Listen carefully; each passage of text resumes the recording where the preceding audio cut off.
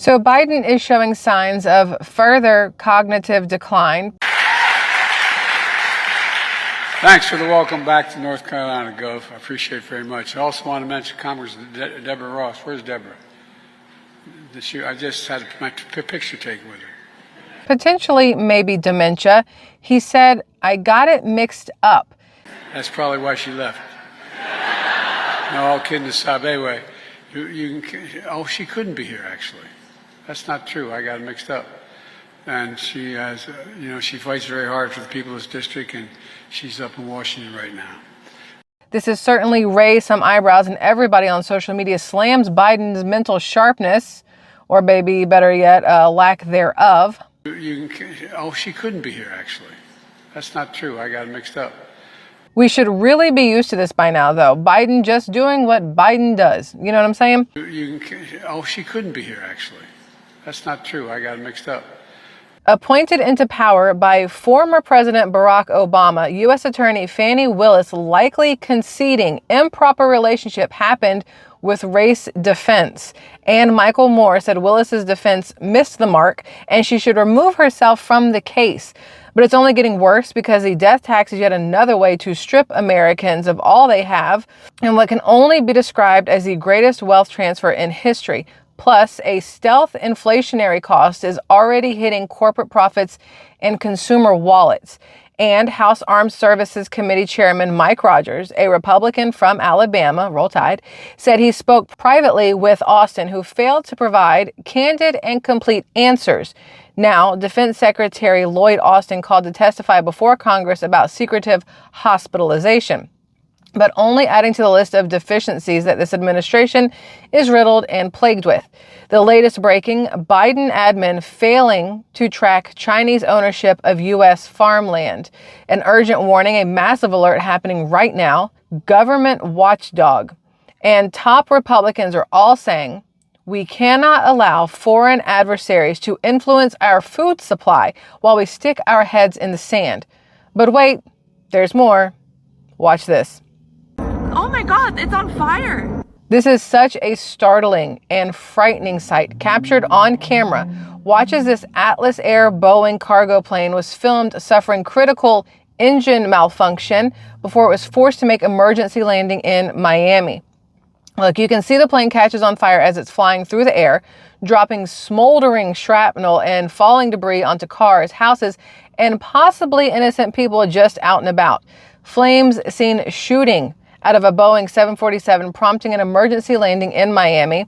Cell phone video captured the plane flying across the sky with what appears to be a trail of fire behind it. And the Federal Aviation Administration, FAA for short, good old three-letter company there, which is already investigating Boeing, will begin its investigation after a Boeing 747 cargo plane made an emergency landing on Thursday night after it was seen spewing flames in the night sky over Miami. So the Federal Aviation Administration, FAA, which is already investigating Boeing after an Alaska Airlines flight was forced to make an emergency landing when a door plug fell off the fuselage midair this month, said in a statement on Friday that it will look into the latest incident on this Atlas Air flight. I mean, come on, y'all. Please get it together up there. This looks so dangerous. So this week we saw reintroduced legislation to permanently repeal what they're calling the death tax, or federal estate tax, which is levied on inherited property above a certain value. Introduced by Representative Randy Feenstra, a Republican from Iowa, with support from 162 other lawmakers, the Death Tax Repeal Act follows past Republican proposals to abolish estate taxes, including a Senate bill from early of 2023. And the House Ways and Means Committee Chairman Jason Smith, a Republican from Missouri, said in a statement on Thursday, applauding the bill, families who spend a generation building up a successful farm, ranch, or small business should be rewarded, not punished by our tax code, end quote. All right, so Dow Component Travelers said insurance premiums that it charges are still soaring at a time when other key input costs are falling. Homeowner renewal premiums skyrocketed 21%, while auto policy renewal premiums jumped 17%. Double digits are never a good sign, in my opinion. And although rising premiums are good news for insurance firms such as Travelers, it's bad news for customers.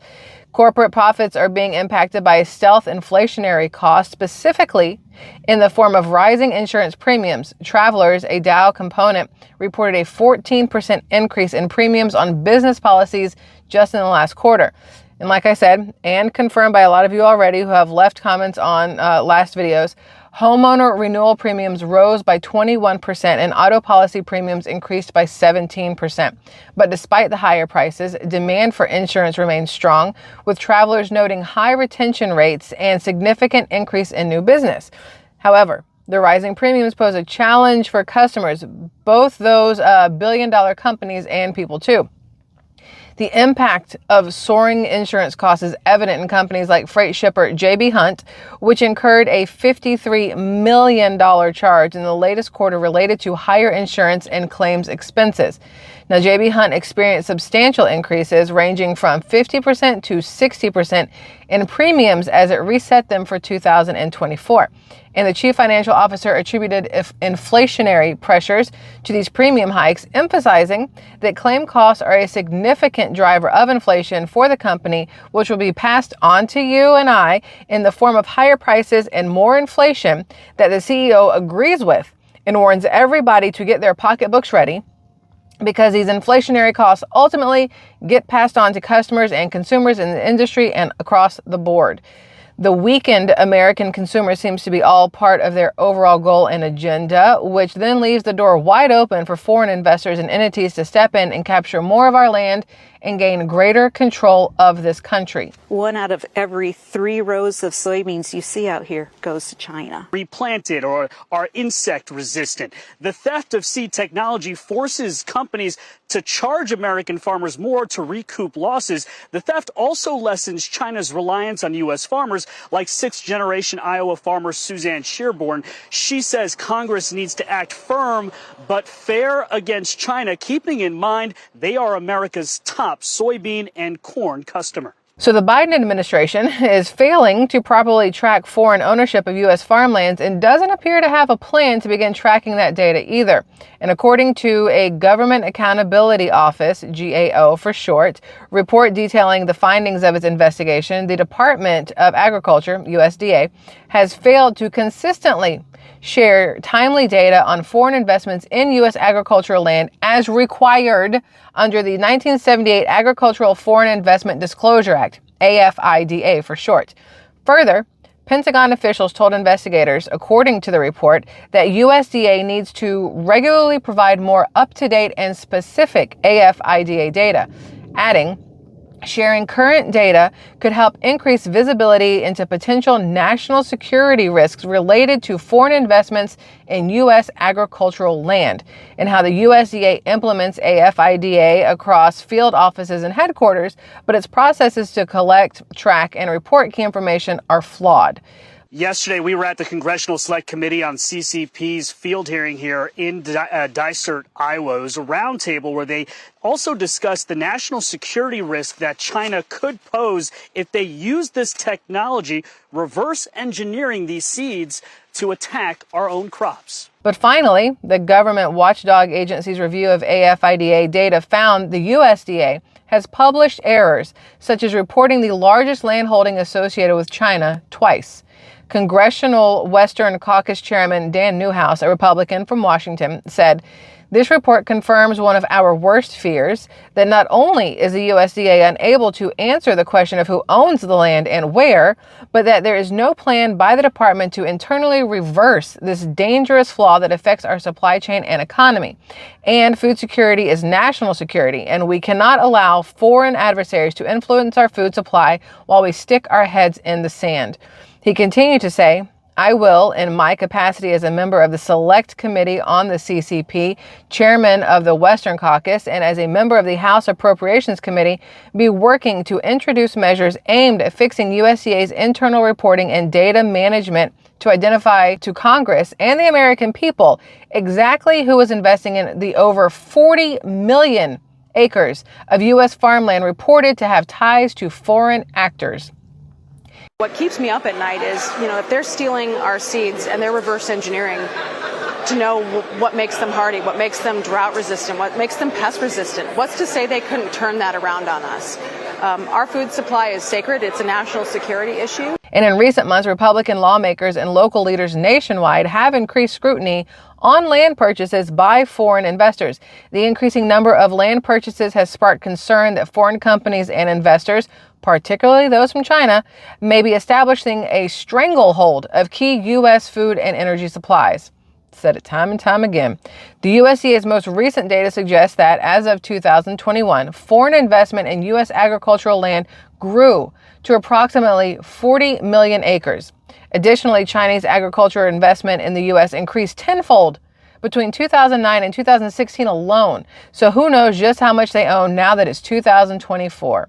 Y'all. Another issue being brought up is China's recent effort to buy up U.S. land. China now owns 384,000 acres of land in the U.S. That's up 456% since 2011. There was a lot of discussion here, obviously, about trying to ban China from purchasing land near U.S. military installations, but a big problem, the government is not even sure how much land China actually has purchased, which is also a discussion in Congress about getting to the bottom of that. We talk about it all the time. They're Trojan horsing us. They're coming into our country legally. Some of them are coming here illegally, but they're buying our land legally, even though we can't buy land in their country, but it's perfectly fine, right? And when everything goes to hell in a handbasket, it's because our government has allowed it. Our government has done it on purpose because profit over people every single time.